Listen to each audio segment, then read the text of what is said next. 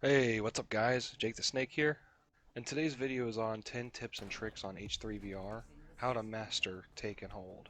You may already know some of these tips, but my goal was to put something out that not many people have done on YouTube. Whether you're a new player or somebody just looking for some good advice, this video may help you. I know when I first began, the game was very intimidating, a lot of keybinds I didn't know and other things, so I compiled a list of things that may help some new players or even veterans that just don't know.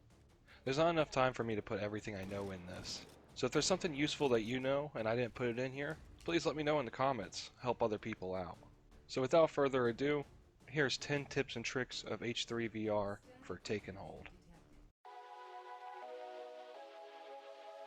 My first tip is always buy an optic. Even if you don't have a gun that needs an optic, just have one, because in the future, as you see here, I got the G11 and the optic it came with was a raised optic and I just did not like it. I had that Mars optic on me and it suited me very well. Most guns in the game have a Picatinny rail, which allows you to put an optic on it. And I would highly recommend, if you have one, just put it on there. It makes a world of difference. Aiming down an iron sight in this game can be a little bit daunting, just because of the fact it's hard to see in dark areas. And sometimes even the beginning gun in the game will give you an optic, which is always nice. It's not always easy finding a supply room with an optic in it.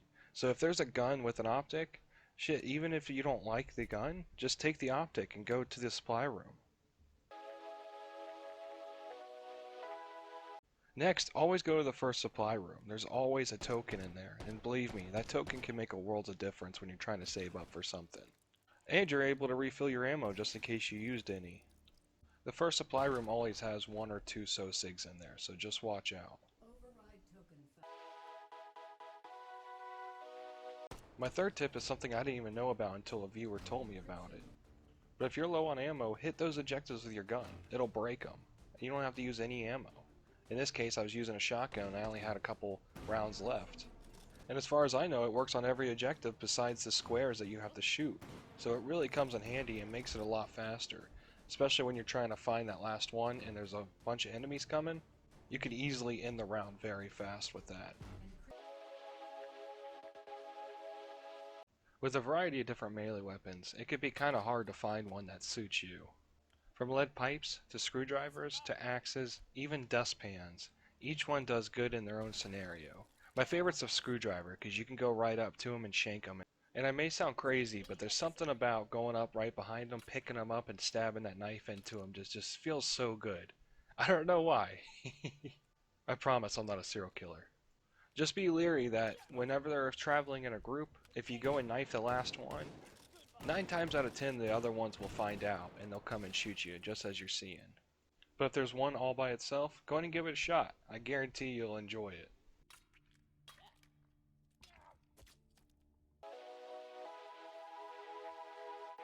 Something that is very important but almost always overlooked is selling your weapons. You may pay 3, 4, or 5 times the amount of more than you're going to get back, but at the end of the day, it's very important to get those points back.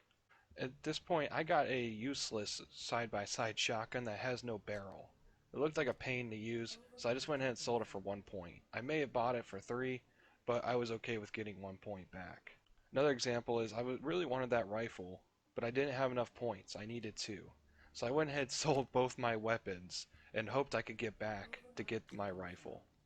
Sometimes it is worth the risk. When getting low on health, it may be pretty tempting to buy one of those health hot dogs for 6 points. But later in the game, you'll be getting 2 to 3 supply rooms depending on where you are in it. That means 2 to 3 chances of getting a health drop. Those little green things are definitely worth it. They give you 1,000 health and sometimes one room will have 1 to 2 of those in there. So my recommendation before buying that health dog, go look at all the supply rooms, see if you can get a couple of those green health things.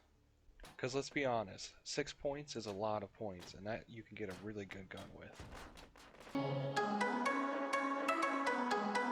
During this run, I fell in love with this little shotgun. It had a little rack on the side which would allow me to hold shotgun shells. So I'd go and load up with a bunch of shotgun shells, and during one of the take and hold rounds, I found out I had some horrible rounds. I still don't know exactly what they are, but they sucked. They were like flashbangs, and all they would do was stun the Sosigs, and did no damage to these sub-objectives whatsoever.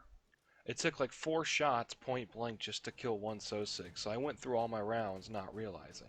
So this tip, I would say, just know your 12 gauge rounds, because you never know what you're going to end up with.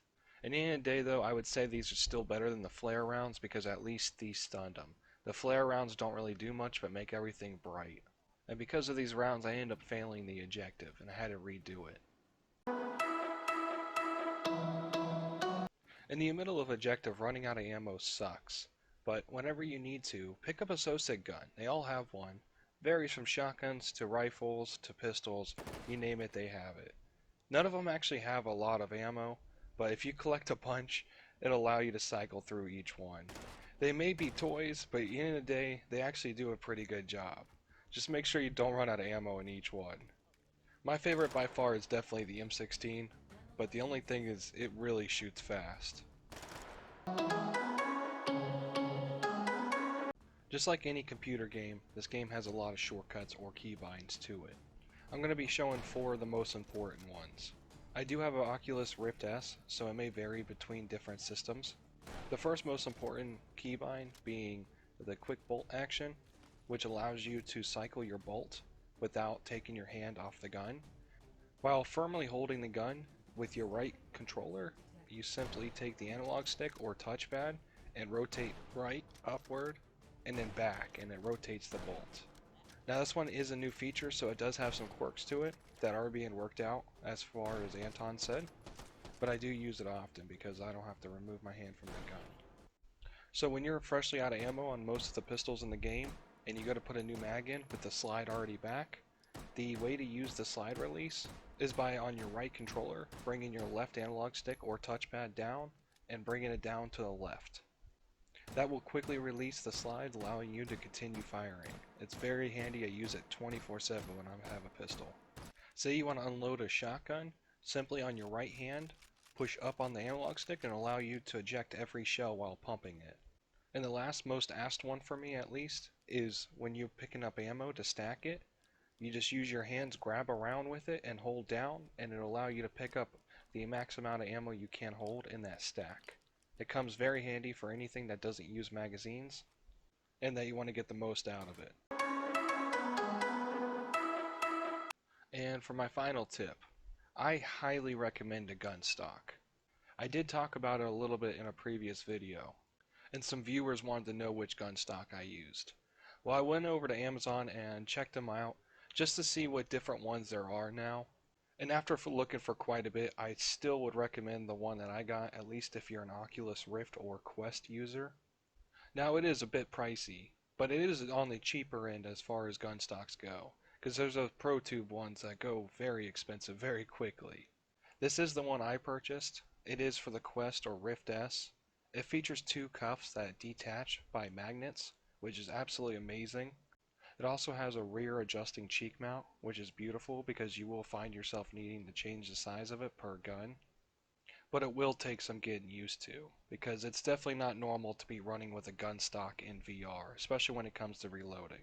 But you do get the hang of it after some use. And that about wraps it up for my tips and tricks video. If any of these tips helped you out, or you got any useful information for this, please consider leaving me a like, and if it didn't, then give me a dislike. And as always, thank you.